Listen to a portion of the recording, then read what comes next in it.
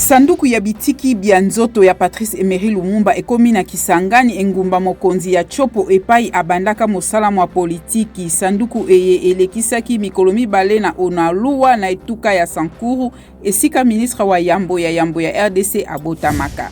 Cour d'appel ya Gombe elongoli ekateli pe etumbu iso ya bopengwisi misolo mya mikolo nkama ya bokonzi ya Félix Tshisekedi likolo na Vital Kamerhe. Vital Kamerhe mokambi ya kala ya ndako ya misala ya président Félix Tshisekedi akatelamaki yambo etumbu ya mbula tuku mibale ya boloko na likambo liango. Balakisi bilongi ya Congo Brazzaville na Union Européenne bakutanaki lobi na Brazzaville pona kotala epai mbongwana ya mabongisi mya misala mya sembo pe makoki mabomoto Brazzaville ezali kosala. Bikolo bya Commonwealth bizali na likita uto lelo na Kigali na Rwanda. Prince Charles azali kolakisa elongi ya mama na ye Reine Elizabeth ya mibale mokonzi ya Commonwealth.